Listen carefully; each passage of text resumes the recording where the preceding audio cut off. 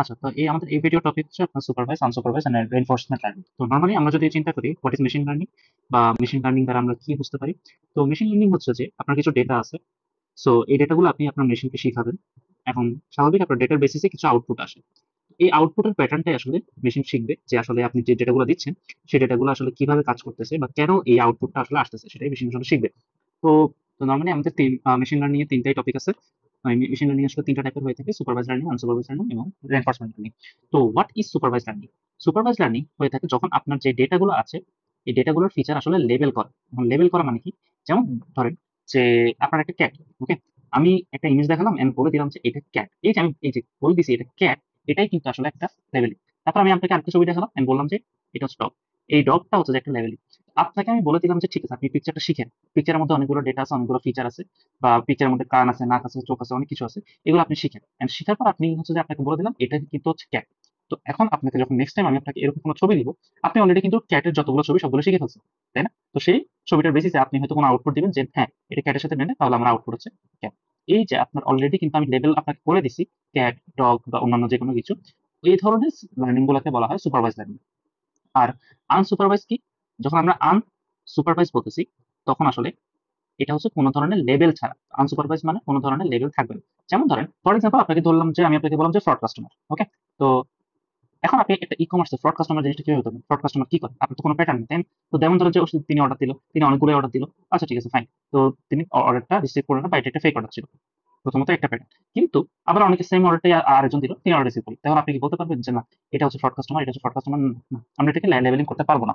ঠিক সেম ভাবে ধরেন যে সিমিলার আর্টিকেল বা সিমিলার যে মুভিগুলো যে আমরা জনরা বা ইয়া করি, যে আমাকে কেন রিকমেন্ডেশন দেখাচ্ছে মানে এই ভিডিওগুলো, বা আমাকে কেন এই ধরনের ভিডিওগুলো দেখাচ্ছে, কারণ আমি অলরেডি এই ধরনের ভিডিও দেখছি। বাট আমি তো কিন্তু নর্মালি কিন্তু এই ধরনের ভিডিওগুলো সার্চ করিনি, রাইট? যেমন ধরেন আপনি হচ্ছে যে কোনো অ্যাকশন মুভি দেখতেছেন, ঠিক আছে? অ্যাকশন মুভি ধরেন একটা দেখলেন, দুইটা দেখলেন, তিনটা দেখলেন। তো আপনাকে এখন নরমালি সে সিমিলার সেই অ্যাকশন মুভিগুলো সাজেস্ট করতেছে। এখন আপনি তো নরমালি এগুলো সার্চ করেন না, তাই না? আপনি তো বা লেবেলিং করে বলেন না যে না আমার অ্যাকশন মুভিই লাগবে, লাইক দিস। তারপর আরেকটা এক্সাম্পল দেওয়া যায়, যেমন ধরুন যে আপনার হচ্ছে যে ডাটা কম্প্রেশন করা, ঠিক আছে? So, কোন ডাটাকে আমি কতটুকু কম্প্রেস করবো এই জিনিসটা আমি কখন বুঝবো? আমি তো কোনো ধরনের লেবেল করে দিই।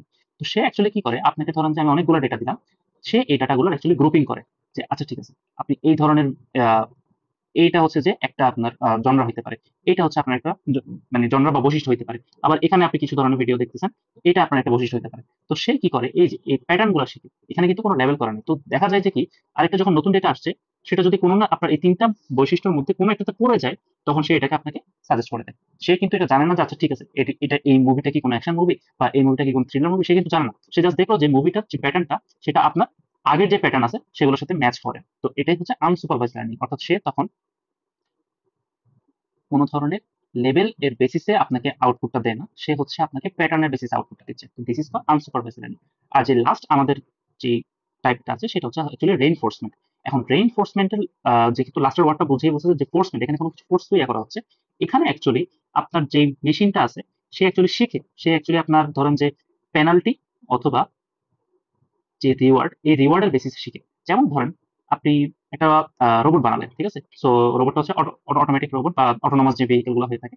তো সে নর্মালি হচ্ছে যে শিখতেছে যে আসলে কোন রাস্তা দিয়ে যাবে। এখন কোন রাস্তা দিয়ে যাবে এটা কখনো ফিক্সড না।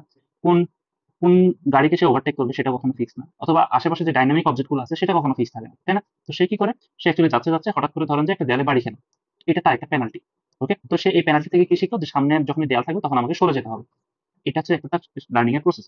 আবার ধরেন যে রিওয়ার্ড, ধরেন যে সে অলরেডি এটা ইয়াটা কি জানি বলে টার্নটা নিয়ে নিল, অথবা ধরেন যে সে অলরেডি যে রোডটা বা একবার ফলো করলো অথবা আরেকবার ফলো করলো, সে যে রোডটাই ফলো করতেছে দেখতেছে ওখানে কোনো অবজেক্ট আসছে না, তো তাকে রিওয়ার্ড দেওয়া হলো। তো রিওয়ার্ডটা যখন সে পেলো তখন সে বুঝতে পারলো আচ্ছা ঠিক আছে, আমি যে অপশনটা চুজ করছি that is a correct option বা that is a good option. So এভাবে আসলে সে শিখতে থাকে রেইনফোর্সমেন্ট লার্নিং আর কি। তো আমরা যদি কোনো ধরনের সিনারিও দেখি, যেমন ধরেন যে আপনার একটা এক্সরে মেশিন, ওকে, আমি এক্সরে মেশিন থেকে আসলে আপনার নিউমোনিয়া হয়েছে নাকি বা না সেটা আমি ইয়া করবো। তো এটা কি ধরনের লার্নিং হতে পারে? এটা একটা সুপারভাইজ লার্নিং হতে পারে, কারণ আমরা এক্সরে মেশিন দেখে আপনাকে ধরেন লেভেল করে দিলাম যে হ্যাঁ এটা হচ্ছে নিউমোনিয়ার এক্সরে আর এটা হচ্ছে নিউমোনিয়ার এক্সরে না। ধরেন তারপর আরেকটা এআই রোবট নিলাম যেটা হচ্ছে ফুটবল খেলবে বা ফুটবল খেলা শিখবে। তো এই এআই রোবটটা যেহেতু ফুটবল খেলা শিখবে, স্বাভাবিকভাবে আপনি চিন্তা করেন ফুটবলের কোনো কিছু আপনি লেভেলিং করতে পারবেন না, যে আপনি এই যখন সামনে একটা প্লেয়ার আসবে আপনি ডান দিকে যান, অথবা সামনে একটা প্লেয়ার আসলে আপনি ড্রিবলিং করেন, এটা আপনি তাকে মানে ফিক্স ভাবে লেভেলিং করে বলে দিতে পারবেন না, বা আপনি এটাও তাকে সিওরিটি দিতে পারবেন না আচ্ছা ঠিক আছে তোমার প্যাটার্ন খুঁজো।